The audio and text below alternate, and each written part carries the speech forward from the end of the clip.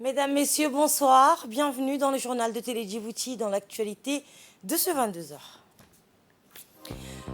Le chef de l'État a présidé aujourd'hui la 8e séance du Conseil des ministres. Le compte rendu nous sera fait par la porte-parole du gouvernement par intérim.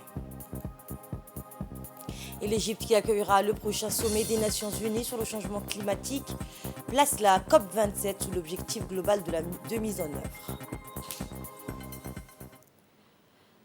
Sous la présidence du président de la République et chef du gouvernement, Ismaël Omar Guelleh, a eu lieu ce mardi la 8e séance du Conseil des ministres où cette question était inscrite à l'ordre du jour. Le compte rendu nous est fait par la porte-parole du gouvernement par intérim, Madame Ouloufa Ismaël Abdou. Sous la présidence de son Excellence, M. Ismaël Omar Guelleh, président de la République et chef de gouvernement, s'est tenue la 8e séance du Conseil des ministres en ce mardi 24 mai 2022. Ont été examinées à l'ordre du jour 7 questions et 3 communications. La première question qui a été examinée, c'était le projet de loi portant ratification de la République de Djibouti de la Charte africaine sur la sécurité routière. Le projet de loi a pour objet la ratification de la Charte africaine sur la sécurité routière adoptée par le sommet des chefs d'État et de gouvernement de l'Union africaine le 31 janvier 2016. Cette charte sert de cadre de politique au renforcement de la sécurité routière en Afrique en stimulant les stratégies de sécurité routière au niveau national et en permettant l'élaboration de programmes de sécurité routière au niveau national, régional et continental, tout en contribuant à la sécurité routière et à la promotion de l'harmonisation des données en matière de sécurité routière. Cette ratification de cette charte permettra donc à notre pays de renforcer son arsenal juridique en matière de sécurité routière. La deuxième question qui a été examinée aujourd'hui en Conseil des ministres, c'était le projet de décret portant application, organisation et fonctionnement de l'École nationale d'études judiciaires. Le présent projet de décret a pour objet de définir l'organisation et le fonctionnement de l'École nationale d'études judiciaires, qui est un établissement public administratif d'enseignement, de formation et de recherche scientifique. L'école a pour objet de participer à la consolidation des acquis professionnels des acteurs judiciaires ou de tout autre professionnel assimilé ayant trait au domaine judiciaire et juridique. À ce titre, cette école a pour mission d'assurer la formation initiale des auditeurs de justice et de greffiers stagiaires et la formation continue des auxiliaires de justice ou toute autre profession ayant trait au métier d'avocat, de notaire et de huissier. Elle est également chargée de la réalisation et ou de la publication des recherches et études scientifiques liées aux différents domaines juridiques et judiciaires. L'ambition de cette école est à court terme de permettre l'émergence d'un corps de professionnels parfaitement formés et rodés aux pratiques judiciaires et juridiques et de faire éclore un vivier de formateurs judiciaires et juridiques en capacité d'assurer des formations initiales et continues. La troisième question de l'ordre du jour de ce matin portait sur le projet de décret sur les formations et les régimes des études de l'École nationale d'études judiciaires. Le présent projet de décret, qui a été examiné, portait sur les offres de formation de l'École nationale d'études judiciaires, ENEJ, ainsi que sur les structures des différents bénéficiaires qui sont entre autres les auditeurs de justice et les greffiers, stagiaires, les avocats, les notaires, les huissiers et les agents pénitentiaires et toute autre profession assimilée ayant trait au domaine judiciaire et juridique. Les formations dispensées par l'ENEJ sont divisées en 3 catégories, à savoir les formations initiales, les formations continues et les autres formations. Ce texte vise aussi à définir les conditions d'accès et la durée des formations, ainsi que les modalités de prestation de serment. La finalité de ce projet de texte vise à répondre aux objectifs de valorisation des ressources humaines dans les domaines judiciaires et juridiques de notre pays. La 4e question est une question qui est en référence avec le ministère du Budget. C'est le projet d'arrêté portant affectation de 2 parcelles de terrain au profit du ministère de l'Éducation nationale et de la formation professionnelle. Le projet d'arrêté a pour objet l'attribution de 2 parcelles de terrain sises, l'une à Balbala Sud et l'autre au sein du lotissement Nassib. Les dites parcelles de terrain d'une superficie totale de 60 000 m² sont destinées aux implantations d'une école bilingue et l'autre pour une école fondamentale. Et suivant les 3 autres questions inscrites à l'ordre du jour lors de cette 8e séance du Conseil des ministres, toujours avec la porte-parole du gouvernement par intérim. La 5e question à l'ordre du jour qui a été examinée ce matin, c'est le projet d'arrêté portant affectation d'une parcelle de terrain au profit du ministère des Affaires musulmanes et des biens waqf situés dans l'enseigne de l'ancienne gare. Le projet d'arrêté a pour objet l'affectation d'une parcelle de terrain située dans l'enceinte de l'ancienne gare et en bordure de la rue de la gare d'une superficie de 2308 m². Cette parcelle de terrain est destinée à l'implantation d'une mosquée dénommée Nashr ad-Din. La 6e question de ce matin, qui a été examinée ce matin, c'est le projet d'arrêté portant la déchéance et attribution d'une parcelle de terrain sise dans la zone portuaire à l'Association des transitaires de Djibouti. Le projet d'arrêté a pour objet la déchéance d'une parcelle de terrain de 3 762 m² non bâtis en concession provisoire située à la zone portuaire, souscrite au livre foncier sous le numéro TF 20 568. La dite parcelle ainsi déchue est reversée dans le domaine privé et attribuée à l'Association des transitaires de Djibouti. La 7e question de l'ordre du jour était en référence avec le ministère de l'Enseignement supérieur et de la Recherche. Le projet d'arrêté portant renouvellement des membres du conseil d'administration de l'Institut supérieur de sciences et de la santé. Le présent arrêté a pour objet le renouvellement des membres du conseil d'administration de l'IESSS. Conformément aux dispositions du décret 2013-208, le mandat des membres du conseil d'administration est renouvelable tous les 3 ans. Enfin, les communications ont été faites au sein de ce Conseil des ministres. La première communication a été faite par le ministre de l'Enseignement supérieur et de la Recherche, qui a fait un compte rendu de sa visite de travail qu'il a effectuée à Doha du 11 au 14 avril. Également, le ministre de l'Agriculture a fait un rapport de mission sur la participation du président de la République à la 15e session de la conférence des partis COP 15, qui s'est tenue du 9 au 10 mai à Abidjan. Le chef de l'État a prononcé au cours de ce sommet un important discours en appelant de ses vœux à la réalisation d'une plus grande solidarité internationale autour des conséquences drastiques nées du cumul du réchauffement climatique et de la réduction des terres arables dans plusieurs régions de par le monde. Il a affirmé que les 10 prochaines années doivent être consacrées à l'action commune et au dépassement des égoïsmes nationaux afin de mettre en exergue notre responsabilité universelle quant au sort de notre planète, notre maison commune. Enfin, le ministre des Infrastructures et de l'Équipement a fait un compte rendu sur sa participation au Forum d'aviation future qui se tenu du 9 au 11 mai 2022 à Riyad, en Arabie saoudite. Le ministre de l'Énergie, chargé des ressources naturelles, a fait également un compte rendu sur sa participation au Congrès mondial des services publics qui s'est tenu du 9 au 11 mai 2022 à Abu Dhabi. Dans l'actualité également, le ministre du Travail, Omar Abdi Saïd, et ministre de l'Intérieur par intérim a reçu hier la délégation de l'Organisation de coopération des chefs de police d'Afrique de l'Est, conduite par le général Dieudonné Amouli Bahigua, président en exercice de l'organisation et commissaire général de la police nationale de la République démocratique du Congo. Introduite par le directeur général de la police nationale, le colonel Abdurrahman Ali Kaïn, la délégation effectue actuellement une visite de travail de notre pays. Le ministre de l'Intérieur par intérim a remercié les membres de la délégation pour leur volonté de renforcer la coopération entre notre pays et l'organisation. Le président en exercice de l'Organisation de coopération des chefs de police d'Afrique de l'Est, le général Dieudonné Amouli, a quant à lui exprimé ses chaleureux remerciements pour l'accueil qui lui a été réservé. Le directeur de la sécurité publique de la police nationale, le colonel Omar Hassan, et le directeur des services de l'immigration et des renseignements généraux. Le colonel Idriss Diama en prépare à cette entrevue.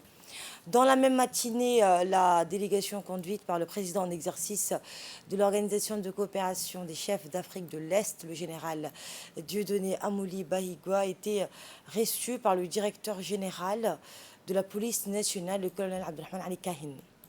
Au menu des discussions, la signature d'un accord de coopération sur la criminalité transfrontalière entre les États de l'Afrique centrale et de l'Afrique de l'Est. Cet accord, qui fut paraphé par le directeur général de la police nationale au nom du ministre de l'Intérieur, renforcera la lutte contre les menaces criminelles contre les États membres de l'organisation. Cette visite de travail s'inscrit Cette visite de travail de la délégation d'une durée de 72 heures avait pour objectif la signature d'un accord de coopération entre les États, donc vous l'aurez compris, de l'Afrique centrale et de l'Afrique de l'Est. L'Organisation de coopération des chefs de police d'Afrique de l'Est est un corps de police régional dont les membres sont les chefs de police des 14 pays membres. Cette organisation a été créée en 1998 dans le but d'harmoniser, de renforcer la coopération policière et les stratégies communes, de partager des informations relatives à la criminalité et d'harmoniser les lois afin de renforcer la capacité des forces de l'ordre à lutter contre la criminalité transnationale organisée. À noter que notre pays fait partie des membres fondateurs de cette organisation. La visite de travail de cette même délégation s'est poursuivie avec la visite du port polyvalent de Doralé, accueilli par le directeur général du DMP, Jama Ibrahim Drar. Le général Dieudonné Amouli et ses collègues ont écouté des explications sur le fonctionnement de ce port avant de poursuivre par une visite des différentes infrastructures. Et en fin de matinée, le directeur général de la police nationale et le général Dieudonné Amouli, président en exercice de l'Organisation de coopération des chefs de police d'Afrique de l'Est et commissaire général de la police nationale de la République démocratique du Congo, ont procédé à un échange des cadeaux, et ce, en présence du directeur de la sécurité publique de la police nationale, le colonel Omar Hassan, et du colonel Desjama.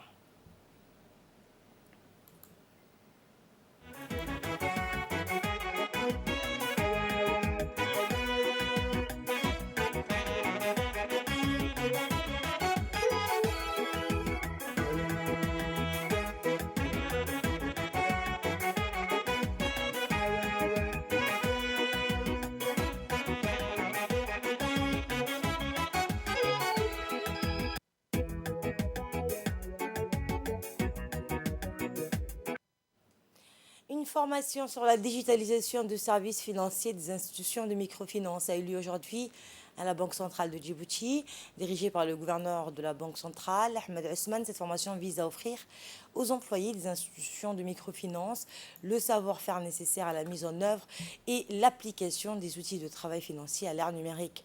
Financée par la Banque mondiale par le biais du Centre de leadership et de l'entrepreneuriat et l'Agence djiboutienne de développement social, la digitalisation vise à moderniser les services financiers de la CPEC en offrant de nombreuses opportunités digitalisées de ces groupes socioprofessionnels exclus des banques traditionnelles. Selon les experts, la digitalisation des services financiers de la CPEC permettra une inclusion financière sans précédent pour toute la population exclue du système bancaire traditionnel.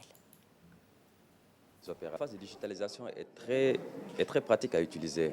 On n'a pas besoin d'avoir un niveau d'alphabétisation assez poussé pour l'utiliser. C'est des écrans tactiles. Je pense qu'une petite formation de quelques minutes pourra permettre à ces femmes de pouvoir absorber ce process. Nous allons passer également au niveau du USSD, qui est également pour permettre aux zones les plus reculées, qui n'ont pas Internet, de pouvoir accéder directement aussi à l'application via les USSD. Donc la digitalisation, c'est tout un process qui va impliquer vraiment beaucoup de ressources et beaucoup de technologies derrière. Mais le but final, c'est de pouvoir vraiment faciliter les échanges entre clients et les CPEG à travers la digitalisation. Écoutons un extrait de l'intervention de la directrice générale de la microfinance de la DDS, Mme Khadra Omar. La digitalisation et l'interconnexion permettront aux caisses d'élargir leur gamme de produits et services et d'être à l'heure du numérique. Et oui, surtout en cette période de Covid-19, SAF6 et l'interconnexion faciliteront les fonctionnalités des caisses et des échanges intercaisses grâce aux serveurs qui seront installés dans les caisses, à la Banque centrale et à la DDS. Aussi, le contrôle de la Banque centrale et le suivi de la DDS seront également facilités, ainsi que la production et les échanges des statistiques. Ces modernisations des outils au sein des caisses n'ont pu se faire sans l'appui de notre partenaire stratégique qui est le CLE, ainsi que la Banque mondiale. Et nous les remercions au passage. Notre gratitude va également à l'égard de la Banque centrale, de notre tutelle, des présidentes des caisses. J'invite donc l'ensemble de nos collègues de bien suivre cette formation et de s'approprier de ces outils. Merci. Et suivant à présent le mot du gouverneur de la Banque centrale, M. Ahmed Asman. C'est pour moi un plaisir, un réel plaisir de vous recevoir ce matin et de participer au lancement de ces travaux de formation qui vous permettront de maîtriser la dernière version de l'outil de travail que vous avez dans les CPEC. C'est une version récente qui permettra déjà au dispositif actuel d'être actualisé par rapport aux capacités du système pour le mettre à un très bon niveau. Et pourquoi le mettre à jour? C'est justement pour permettre l'arrivée de la digitalisation qui permettra de lisser vos relations avec votre clientèle, de vous priver très prochainement de ces papiers que constitue le livret, de faciliter la transmission des informations avec la Banque centrale, de mieux gérer les bases de données, les reporting, de mieux digérer l'arrivée de la digitalisation avec les empreintes digitales, avec la carte à puce. En fait, c'est une révolution et c'est un grand jour. Et pour passer le cap, il est important que pendant les 3 jours que vous allez rester avec nous à la Banque centrale, soyez captifs, profitiez de l'expérience de nos experts pour prendre le relais, mieux connaître l'outil et mieux guider les CPEC dans le futur pour l'arrimer à ce qui arrive sur la place de Djibouti. Les CPEC seront désormais reliés avec les instruments que vous avez à leur fin pour être intégrés dans notre dispositif national qu'on appelle l'ATS+. C'est un système numérisé de compensation qui permettra de relier les CPEC aux banques et qui permettra dans le futur aussi de recevoir les switches avec tous les autres instruments de paiement. La Caisse nationale de sécurité sociale a organisé un atelier de formation sur l'utilisation et la vulgarisation des tableaux statiques de la sécurité nationale ce matin à l'hôtel Kempinski. Cet atelier a été présidé par la directrice générale, Dera Ahmed Roble, le directeur de l'Institut national des statistiques de Djibouti, Desa Al-Suldan, le secrétaire général du ministère du Travail, le directeur adjoint de Raderdini et de nombreux participants. L'objectif de cet atelier était d'identifier l'importance de l'utilisation des outils statistiques dans le pilotage et la prise de décision. Il est à noter que les ateliers dureront 6 jours jusqu'au 30 mai prochain. Écoutons les explications du directeur général de l'Institut national de statistiques qui a mis l'accent sur l'importance de cet atelier.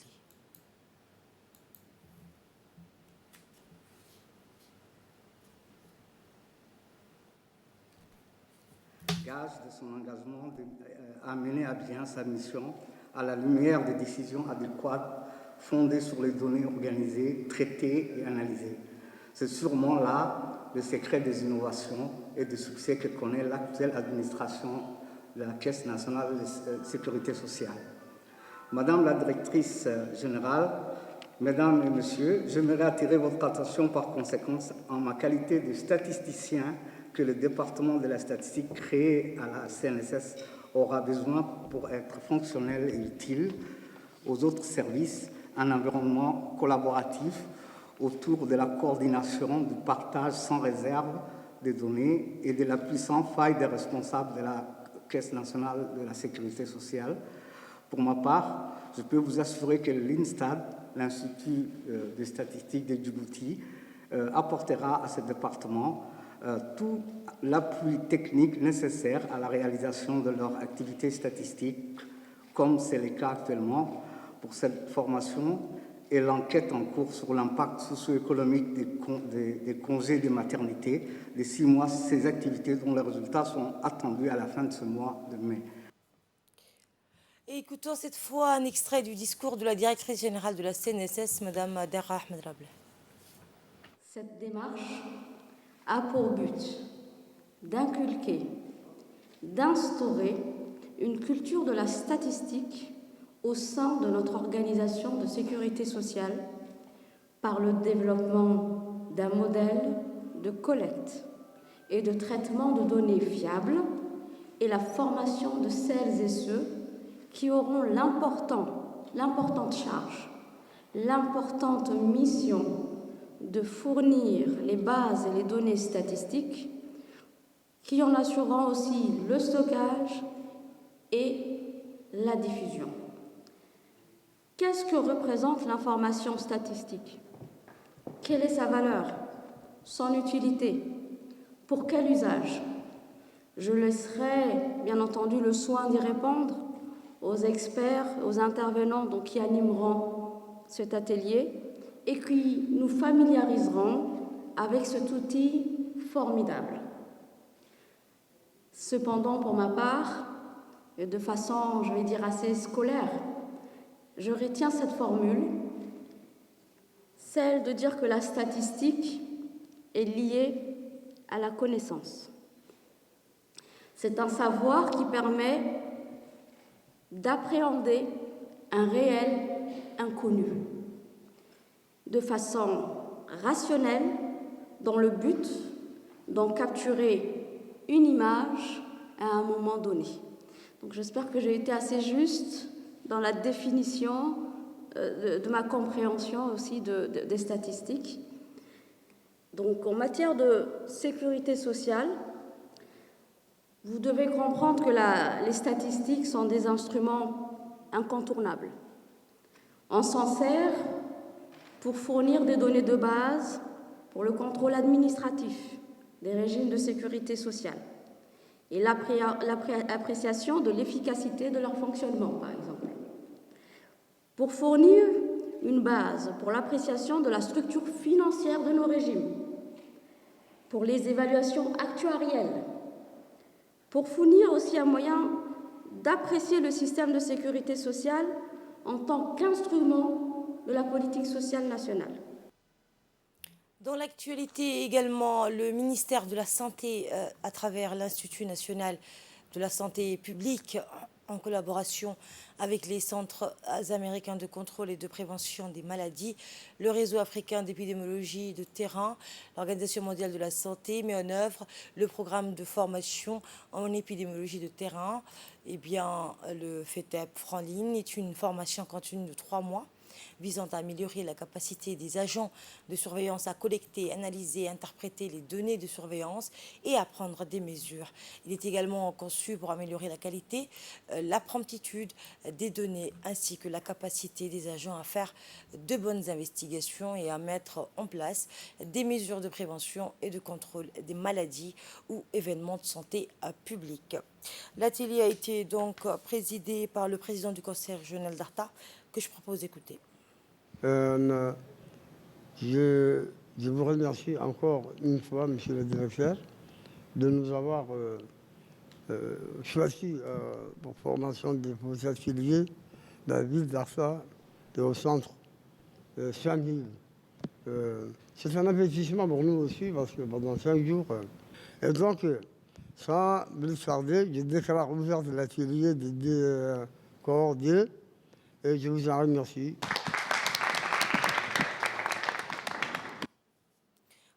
De précisions sur les tenants et aboutissants de cette formation à Arta, écoutons le directeur général de l'Institut national de la santé publique de Djibouti, donc Dr Hussein Youssouf. Nous sommes aujourd'hui à Arta, au Sunihil, Donc, pour annoncer la couleur de ce qu'on appelle un atelier sur la formation en épidémiologie de terrain. Nous avons déjà gradué 22 personnes. Nous avons lancé depuis un mois le processus de formation. Ils se sont habitués à la surveillance épidémiologique. Le deuxième mois, nous avons démarré ce qu'on appelle l'investigation, comment une personne peut investiguer. Donc, à l'issue de ce travail, les résidents vont aller sur le terrain, mener les investigations des maladies potentiellement épidémiques. Cette activité est menée par le ministère de la Santé par le biais de l'Institut national de santé publique qui coordonne cette activité avec le programme AFNET sous la coordination de l'IGAT. Nous avons lancé cette activité qui prend en compte toutes les prestations sanitaires au niveau national, à savoir la CNSS, nous avons des résidents de la CNSS, nous avons les résidents des corps constitués en totalité. Nous avons des résidents également de tous les ministères de la Santé et les autres ministères dans le cadre de One Health. Notre objectif final, sans oublier, d'ici la fin d'année, nous voulons graduer 220 personnels sanitaires. Ces 220 personnes seront composées des infirmiers, des laborantins, des cadres d'investigation sanitaire, des épidémiologistes de terrain. Une mission de supervision de la Banque africaine de développement accompagnée des représentants de la DDS s'est déplacée samedi à Tadjoura. L'objectif principal de la mission était d'examiner les progrès de la mise en œuvre du projet et fournir des recommandations pour améliorer l'exécution de celui-ci. C'était aussi pour l'occasion pour la mission de revoir avec les associations et entreprises les différents problèmes en suspens qui retardent donc la mise en œuvre du projet à convenir des mesures correctives. La mission de la Banque africaine a visité 3 ouvrages. Par la suite, la délégation s'est rendue au village de Tewele dans le but de superviser le projet de construction d'adduction d'eau financé à travers le Fonds de développement communautaire. Le projet a permis de construire un réservoir de 32 mètres cubes et des bornes fontaines pour la communauté. Et bien, la seconde visite de la délégation a concerné les sites de travaux de construction de la caserne des pompiers. Le colonel Mahmoud Moussa Mahmoud, directeur général de la protection civile et chef de commandement des sapeurs-pompiers de Djibouti, a accueilli la délégation composée du préfet Hassan Dabelé, du vice-président Radel Omar, du président du conseil régional, des représentants donc de la Banque africaine de développement et de la DDS. Et la visite s'est déroulée sur chaque local. La procédure adoptée a été une présentation générale de chaque périmètre par l'ingénieur qui a suivi les travaux du futur bâtiment qui va abriter les sapeurs-pompiers. Les travaux avancent de manière donc satisfaisante. Dans le cadre de la lutte contre le commerce illicite, la douane, en collaboration avec les soldats du bataillon d'intervention rapide basé à Ali Ouneh, ont intercepté de produits de contrebande composés de plus de 20 cartons de cigarettes de marque Royal & Benson, ainsi que plusieurs cartons de produits esthétiques.